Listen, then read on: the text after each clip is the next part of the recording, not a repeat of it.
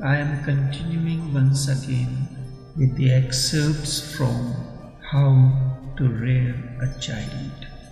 Before we go into this morning excerpt, which is third in the cycle of life, the phase of sexual maturity, there is a question from Prem Sutra that she was not brought up the way I have been speaking about the child rearing. What can be done for this?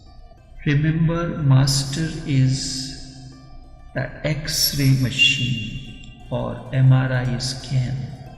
The moment you come in front of the Master as the MRI scan, everything is revealed.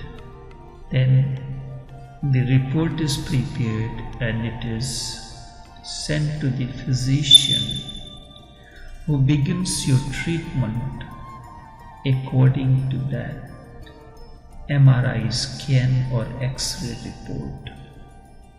Before the doctor begins the treatment, he does the X-ray to know what it is going on within, what needs to be corrected. And so is the case with MRI, magnetic resonance image. And then there is another test that is called MRA, magnetic resonance analysis, that ensures and gives a complete analysis of the within the patient. When you come in front of the Master, he may be joking, he may be talking, he may be available to you physically, he may not be available to you. What actually happens in MRA or MRI? It is the magnetic resonance. The individual carries a magnetic field and its resonance is analyzed. And with that analysis, they completely we come to know about the patient. So when an individual comes in front of the Master, you remember each individual is nothing else but energy.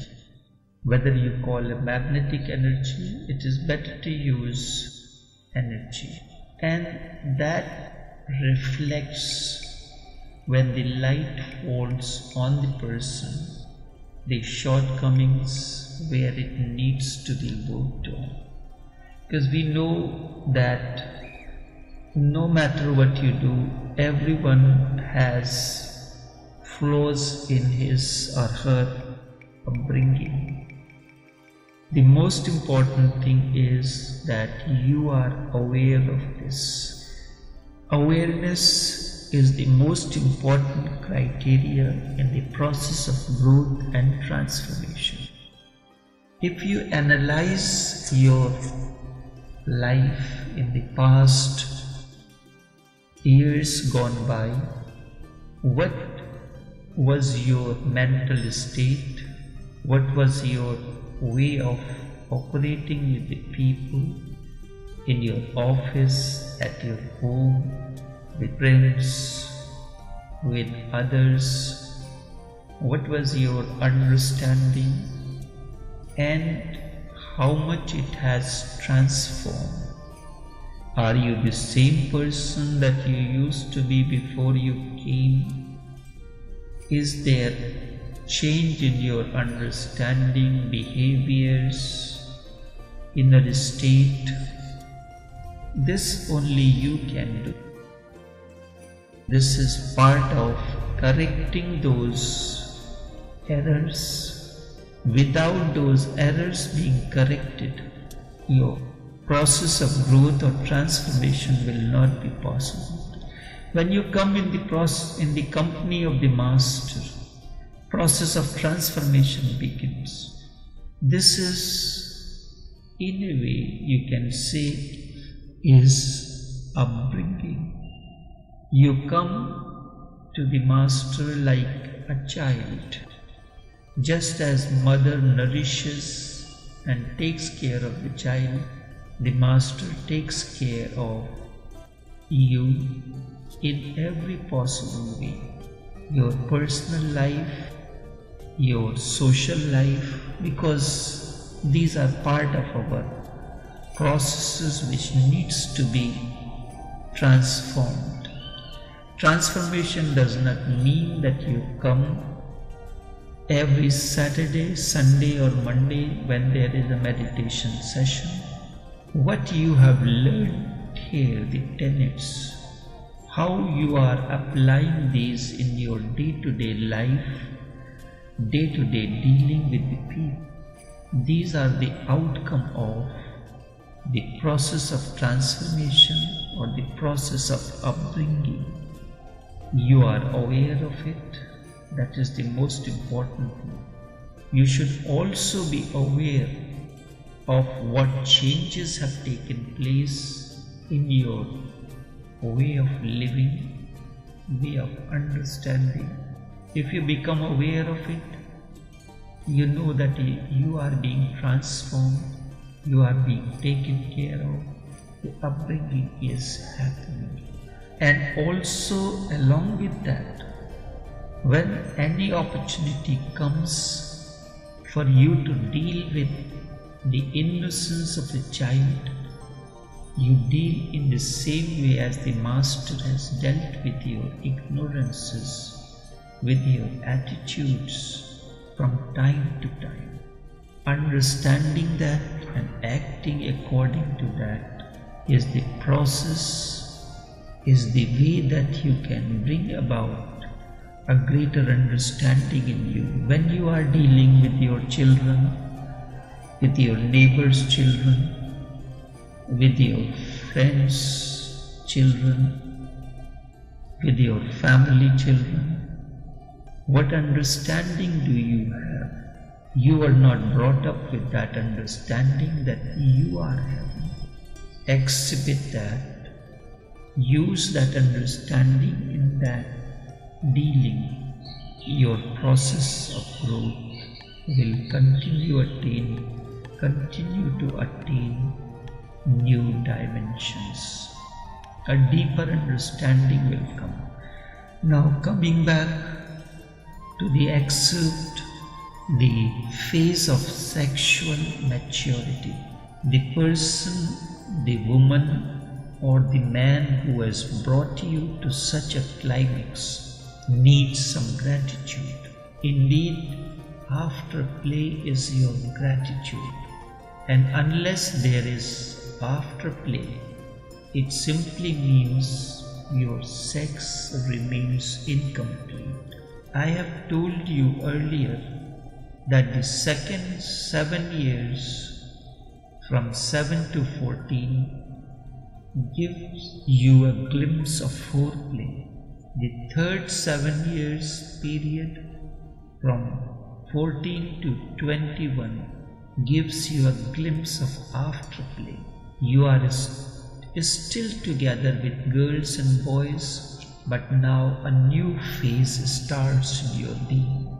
You start falling in love. The attraction for each other becomes immensely significant. This attraction begins the edifice of next 7 years. It is still not a biological interest. You are not interested in producing children. You are not interested in becoming husbands and wives. No. These are the years of romantic play. You are more interested in beauty, love, poetry, and sculpture. Certainly, these are all different phases of romanticism. The beauty, romance, sculpture, poetry, these are various phases of romanticism.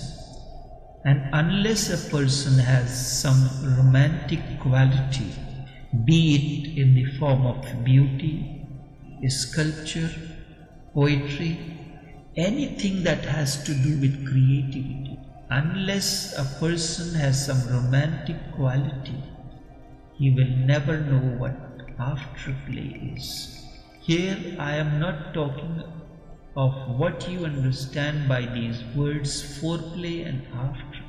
These two words are mystical and are very significant in the rearing of a child into a Buddhahood.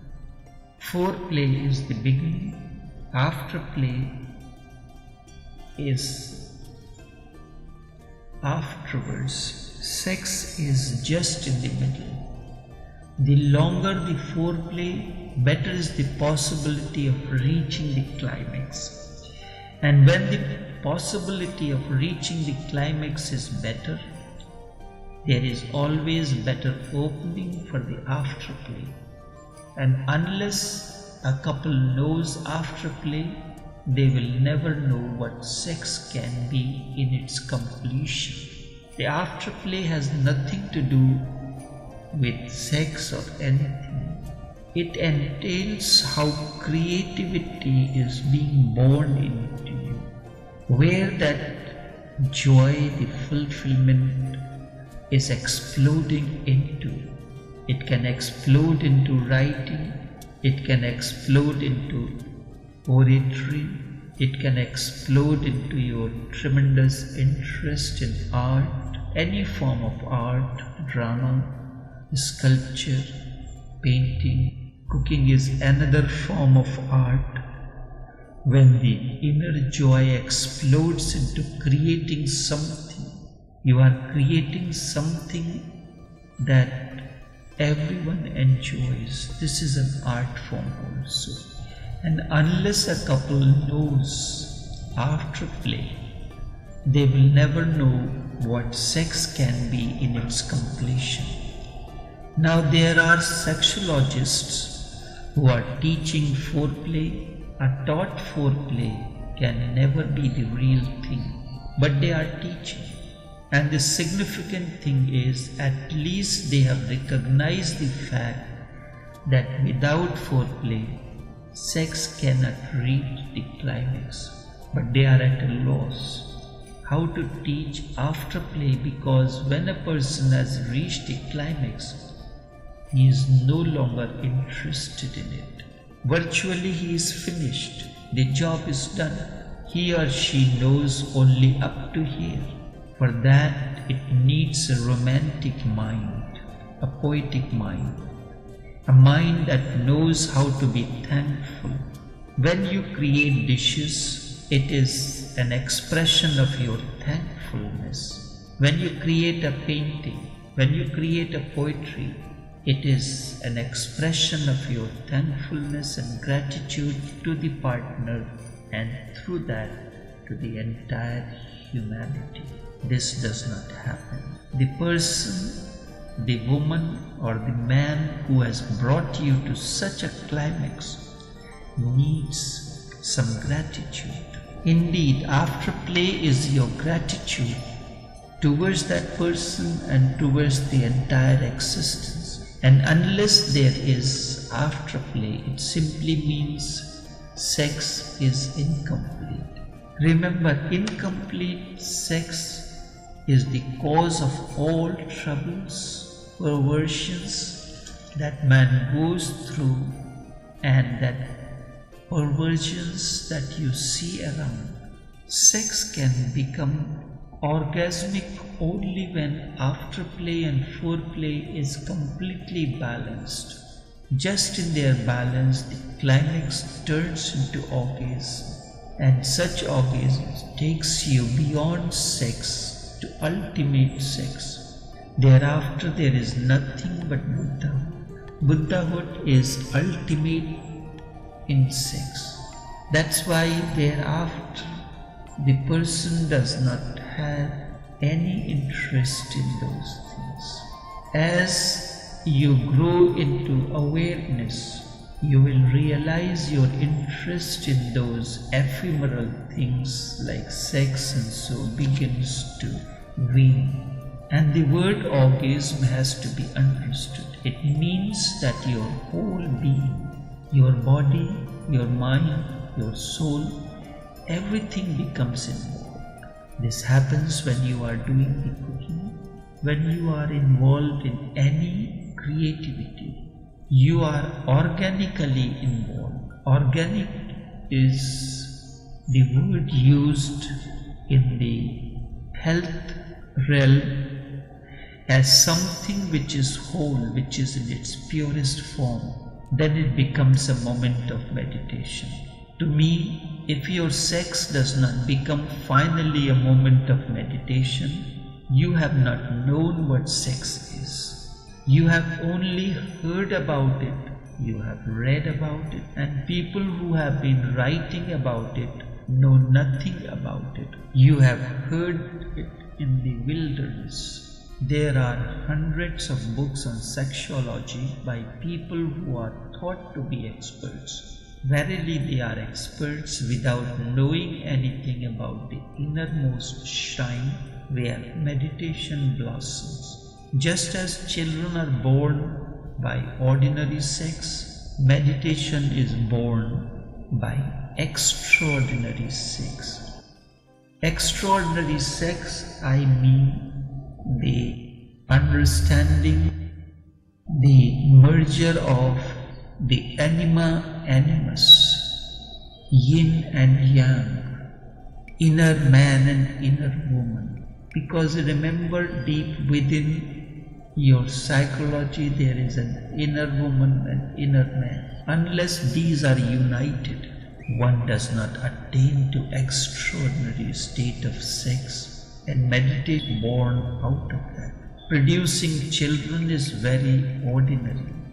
Animals create the progeny, and the purpose of marriage is not to produce children. Remember, the purpose of marriage is not only producing children. Instead, the ultimate in marriage is creating a meditative space both within and without. That is the ultimate of male-female relation. As it is envisaged that marriage is the ultimate in male and female relation, it can become, but it has not reached to that state of understanding. Instead, the ultimate in marriage is creating a meditative space both within and without. In the absence, marriage is nothing but legalized mono-prostitution. There is monogamy and polygamy. There is mono-prostitution and poly-prostitution. When a person offers the body for entertainment, for money, it is poly-prostitution. When a person offers the body to one person alone, it is mono-prostitution.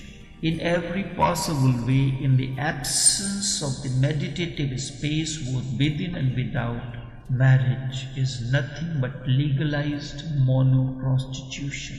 Animals can produce children. There is nothing special about it. It is only man who can produce the experience of meditation as the center of his orgasmic feeling. This is possible only if from 14 to 21 young people are allowed to have romantic feeling. Normally it happens. It does not happen that way. They are restricted to express them romantically. That age, every boy and the girl becomes romantic. Romantic does not mean in a limited sense. It means if the interest is generated in poetry, in painting, in art form, in anything where creativity is required. That is the way of expressions. That time, the romantic songs, the romantic poetry interests everyone. I will take one more excerpt for today. Phase of settlement. The next excerpt. The phase of settlement. There are hundreds of books on sexuality by people who are thought to be experts. Verily they are experts. without knowing anything about the innermost time where meditation blossoms. Just as children are born by ordinary sex, meditation is born by extraordinary sex. From 21 to 28 is the time when they can settle. They can choose a partner because now they are capable of choosing. Through all the experience of past two circles, they can choose the right partner. There is nobody else who can do it for you. It is something that is more like a hunch. Neither mathematics, nor arithmetic, nor astrology, nor palmistry, nor I Ching. Nothing of these sort of things that we rely heavily on in the selection of a partner can really help you. It is your hunches. Because you remember, we are not aliens nor as strangers joined. We are bound to each other by a causeless force. There is a power within that knows beyond our movements. It is a hunch. Coming in contact with many people, suddenly something clicks which had never clicked with anybody else. This is what hunches. Coming in contact with many people, suddenly something clicks which has never clicked with anyone else. And it clicks with so much certainty and so much absolutely. And it clicks with so much certainty and so absolutely that you cannot even doubt it. Remember, this is the way, this is the route that you have to follow to attain to maturity, attain to continue your inward journey. Even if you try to doubt it, you cannot. This certainty is so tremendous with this click you set. This is the phase of settling. Somewhere between 21 and 28, if everything goes smoothly the way I am saying, without interference from others, you settle. There is no problem whatsoever, and the most pleasant period of life comes from 21, and the most pleasant period of life comes from 28 to 35. This is the most joyous, most peaceful and harmonious, because two start melting and merging into each other. This is the period of extreme joy, most peaceful and harmonious existence, because two persons start merging and melting into each other. This leads to the next phase, which is the phase of blissful existence. I will continue this phase of blissful existence in tomorrow's session.